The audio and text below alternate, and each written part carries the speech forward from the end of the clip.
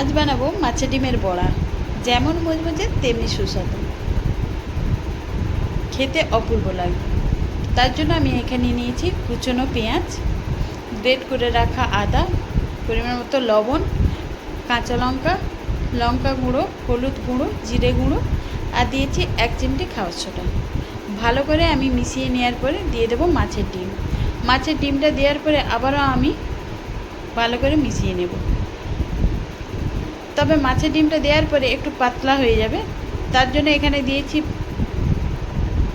2 চামচ বেসন, 2 চামচ কর্নফ্লাওয়ার। আবারও আমি ভালো করে মিশিয়ে 5 মিনিটের জন্য রেখে দেব। এরপরে কড়াইতে তেলটা গরম হয়ে গেলে একে একে বড়াগুলো আমি দিয়ে দেবো, তবে আঁচটা কম থাকবে, না হলে ওপরটা লাল হয়ে যাবে, ভেতরটা সেদ্ধ হবে না। উল্টে পাল্টে মুচমুচে করে আমি ভেজে নেব।